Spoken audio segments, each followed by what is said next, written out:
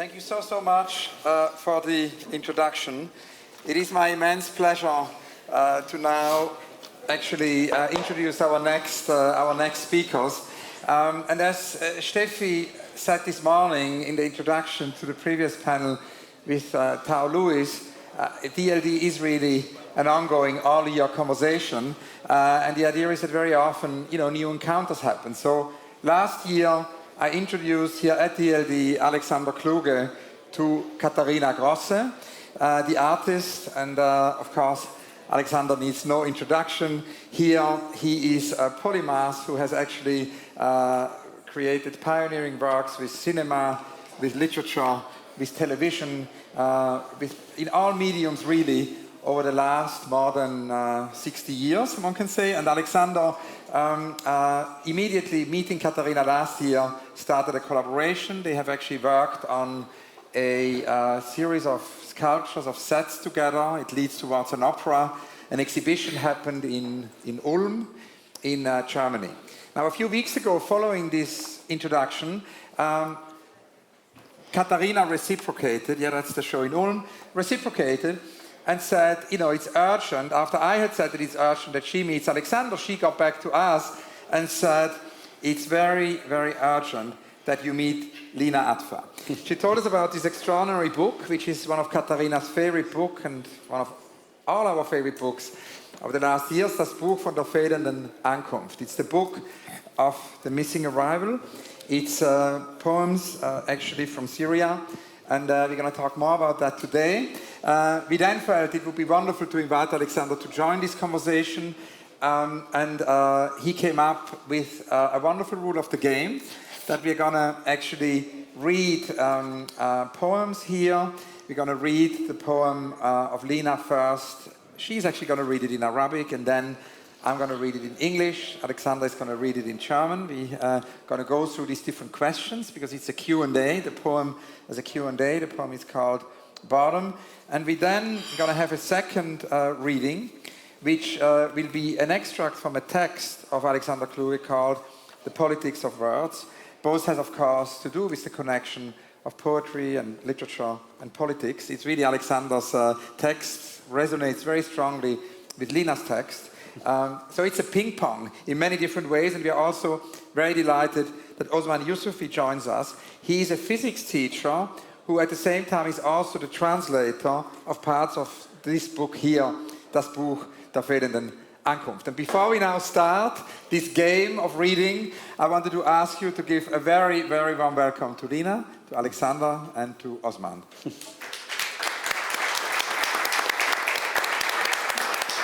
And I also thought that maybe just as a little bit more background, Lina, on your history and on your beginnings also in poetry. Before we start the reading, it would be great to hear a little bit more because you actually recited in public at the Cultural Center in Salamiyya, which is your hometown in Syria, in 2006. You were 16 years old at the time. You recited this wonderful these wonderful lines, very deeply moving lines. We die of hunger and our governors die because they are so full. Oh God, don't you feel bad because these things happen in your name? And actually, this poem was interpreted by the regime as insulting the state and as blasphemy, and you were then subsequently banned from performing your poetry in public until 2015. So I wanted to ask you to tell us a little bit about how you came to poetry as a form of resistance at such early age, and if you can tell us a little bit about this experience. Thank you for this kind invitation. I have a small warning. My English is not perfect. I integrated very well in German society, and that costed me my English. So I mix English and German all the time. Please, when I do that, sag mir Bescheid. And about the question, thank you for this question. I read in cultural center in my city, Salamiyya. I was a teenager, and my poem, the secret police didn't like my poem, and they invited me with my father so gently to investigation. And I can't forget that long hours from what pressures, fear, and threats. And then they gave me the golden rule to writing in Syria. Never write against us. You don't want to be against us. Never write about religion. We cannot protect you. Never write bad words. You can never find a husband, but I did. So it was a horrible experience for me. I was a teenager. I understand. I have an idea what the meaning of dictatorship, but I was a teenager. I want to read, and they didn't me share my text or read anymore. And I have pressures and a lot of fear, and that kind of fear make the person choose one of two: be with dictatorship or be against dictatorships.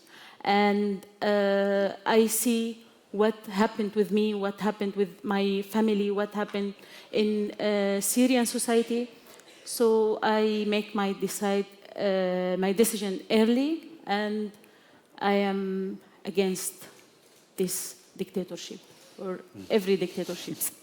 And your poems and texts about Salamia, they discuss freedom, they discuss identity, and literature has always been a powerful tool, a weapon, of resistance in a way, a tool of resistance.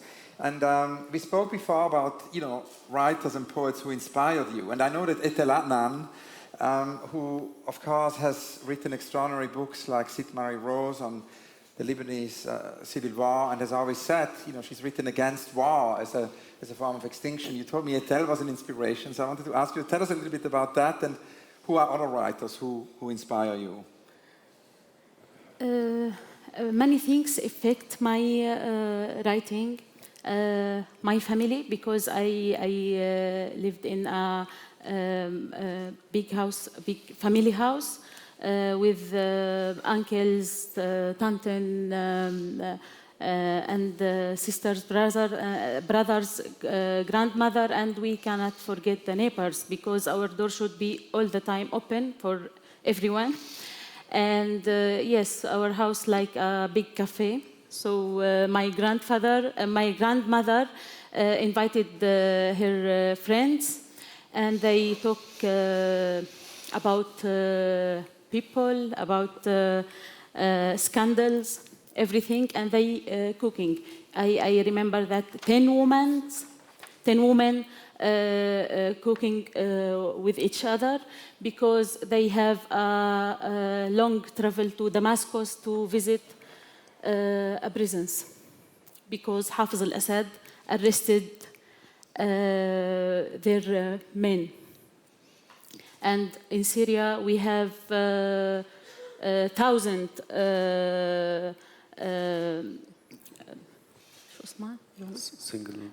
single mothers, not because of freedom, because of dictatorship, because Hafiz al-Assad arrested their men. And my grandfather stayed in the prisons 12 years. 12 years because of political reasons. And when he released, I was 5 years old, and I cannot forget this moment. Everybody want to talk with him, hear him, touch him, like a prophet came back from his ordeal. So that affected me very, very, yes. And you're, of course, not performing because of this ban, but nothing could stop you from, writing. You continue to write, and you famously said, "Nobody can stop me." We should really give a very big round of applause for Lina. Thank you. And it's now the moment, I think, to begin the reading. Yes.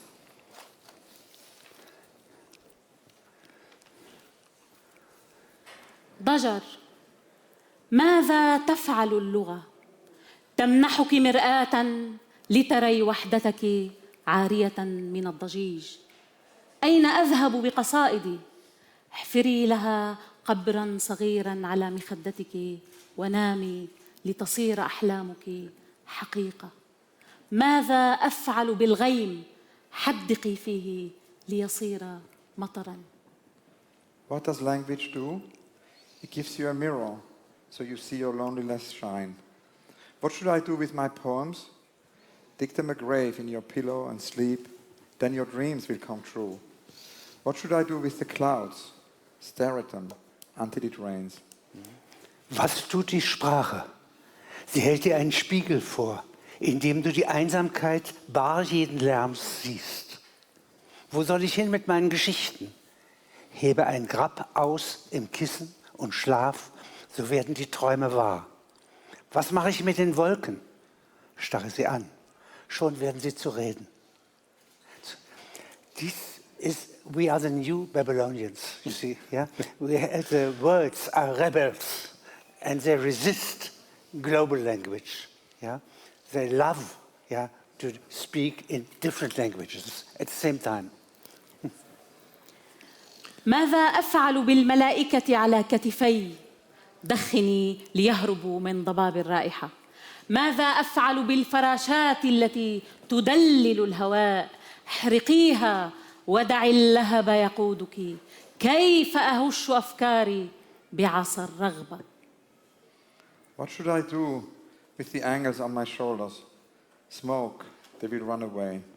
What should I do with the butterflies who are caressing the air? Burn them down and follow the flame. How do shepherd I my thoughts with the stuff of desire? Was fange ich mit den Engeln auf meinen Schultern an? Rauche. Der Duft, der Dunst lässt sie fliehen. Was tun mit den Schmetterlingen, die die Luft liebkosen? Zünde sie an und folge den Flammen. Wie werde ich all die Gedanken los? Mit dem Stock des Begehrens. ماذا أقرأ؟ اقرأي الغيب. ماذا أفعل بالوقت؟ افرطيه كرمانة. لماذا يموت الشعراء؟ ليمتحنوا خلود أسمائهم. لماذا يموت الطغاة؟ لكي تعيش الشعوب. What about the time, deseeded like a pomegranate? What should I read? Read the unseen. Why do the poets die? To test the immortality of their names. Why do the tyrants die? So the people can live on. Was stelle ich an mit der Zeit? Zerpflück sie, als wär's ein Granatapfel. Was soll ich lesen? Lies, was im Verborgenen ruht. Warum sterben die Dichter? Um die Unsterblichkeit ihrer Namen zu prüfen. Warum sterben die Tyrannen? Damit die Völker leben können. Das ist, was die Worte können. Und sie sind die Gegenalgorithmen. This is what words can do. They are the counter-algorithms. Wir haben eine Welt der Algorithmen. We have a world of algorithms. Und das ist stark und gut. And that's strong and good. Aber die Algorithmen lassen etwas aus. But the algorithms miss something out. So wie das Geschirr im Märchen von Dornröschen nur für 12 weise Frauen reichte. Ja, was ist Geschirr auf So, Englisch? das Geschirr, the dishes, yeah? Dishes. The golden dishes, yeah? Were only 12. Therefore, we could invite only 12 wise women. And the 13th, die 13. Fee, yeah, was expelled, yeah? And she should arrive. Yeah? 13th, die 13. Fee, ja? Die 13. Fee, das ist die Poetik. Yeah. And we are the lawyers of the 13th fairy woman. Ja? Dieses Gedicht hier hat eine Entsprechung. There is another line of a poem, and I have intention to write a story about it and devote it to her. Wir sind doch diejenigen, die Länder erbten, We are those who inherited countries welche die Völker schluckten, which the people swallowed, um sie dann als Helme und Knochen auszuspucken. to then spit them out as helmets and bones. Also ein Hölderlin-Text, ein E.T. Hoffmann-Text und das hier passt zusammen. Und auf diese Weise sind Brücken möglich, ja, In this way, bridges are possible. zwischen Syrien und Wanne-Eickel. Ja, Wanne-Eickel lebt sie jetzt. Between Syria and Vanna Eickel. Ja, Wanne-Eickel. Ja. Exists. From Which is in the gibt es Ruhrgebiet. ein sehr berühmtes Lied über Wanne Eickel. Der Mond von Wanne Eickel, ja. Und das ist eine Zeitperspektive von 6.000 oder 8.000 Jahren. And it's a time perspective of 6,000 to 8,000 years. Denn alles, was in uns Disziplin, Zivilisation und Poetik heißt, stammt vom Euphrat. Disziplin, Poetik und? Sie sagten, alles, was in uns Disziplin... Poetik, Philosophie, Feinempfinden, Unterscheidungsvermögen, Gefühle. Ja? Also ist egal was. Unsere Innenausstattung stammt aus Mesopotamien. Yeah, everything in us, discipline or... was war es? Poetic, poetry. Poetry and well, everything. Civilization, really. The inner Civilization comes from architecture Mesopotamia. of the subject, the architecture of the person, is founded in Uruk, and Babylon, and somewhere around the Euphrat. And it's so important to have bridges between our Middle Europe, our time, and this reality of times, which exists only in the Orient. Now, this is obviously very beautiful in relation to Steffi's question of this DLD. What do we add? You both add bridges, and we promised that this is a multilinguist panel, and it's something the late Edouard Glissant always said. He always told me we need at least 3 languages on a panel, and we have that here today. And so I'm very happy that we can continue now with another reading. And Alexander actually prepared an extract from one of his texts. It's Reading Through Hard Parts is the book, and it's called The Politics of Words. It's an extract from this book, and it very much resonates, really, what Lina writes in terms of words as resistance. Yes. So maybe, Alexander, you start in German? You start. Shall I start in English? In English. The Politics of Words by Alexander Kluge, an extract from Drilling Through Hard Boards. At the same time as our ancestors were catching young, inexperienced mammoth in the cold steppe, they were forming a trap for the rationing of air and sound in their throats. Soon they could produce a multitude of sounds for which they had no practical use as yet. This conquest resulted in life forms, words. Soon they founded a republic, the language. And for a long time, out of good-naturedness, out of politeness, out of sociability, its self-assured, unenslavable inhabitants obeyed purposes. They carried burdens. They acted as if they were burden bearers. By their nature, words are never workers or servants. Our revolt is perpetual revolt. How can one oppress us when we are the reason why humanity and its constitution exist in the first place? We are self-assured creatures. One must not underestimate us, the words. As a lion in our Tiergarten remembers the nenuphars of his Nile, the besieged bedreamt him still and solely of those lilies under the field which had undone, gone for age, and new, and a watchful reaches at his wake, and there's to stay, zipi zerpe, Larsen lads, zinjin, zinjin. That's James Joyce. Yeah? Yeah? And this is language. And this is a rebellion of words. They are inobedient, totally inobedient. They are partisans. There could not be a more wonderful conclusion. And Hubert suggested, Lina, that you read one more poem. And so we are out of time, but I thought it would be very nice that we ended with maybe you reading another few lines in Arabic. Yes, I want to add something. Yeah. I want to talk about writing as resistance. I want to talk a little bit about Syria. In Syria, there is many writers, many movie makers, many artists. We are writing, working every day, every moment to fight the reality, the dictatorship. But I do everything. But now I am a refugee in Germany, and Bashar al-Assad stay in the power. And really, that hurts my heart.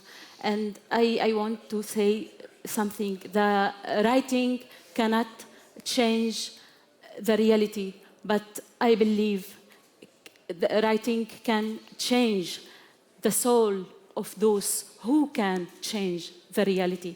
And if I want to answer about what can I add, I want to say, what can I do to change the reality?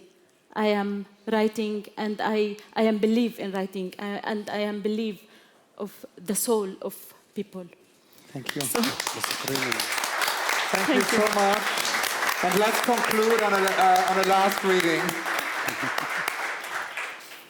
Navi war die erste Stimme, die so haben in Deutschland gehört. Und bis jetzt haben wir so viel Angst von dieser Stimme, die Robotstimme, Navi. Und ich habe etwas geschrieben, wir sagen in Syrien GPS. GPS. بعد 200 متر انعطف يمينا. المنعطف على اليمين بعد 50 مترا. الزم المسار الأيمن، استمر في اتجاه مستقيم، يأخذني جهاز الGPS إلى حياتي الجديدة، يطوي جهاز الGPS ذاكرتي، ويصبح كل شيء صوتا آليا يأخذني إلى جهات لا أعرفها.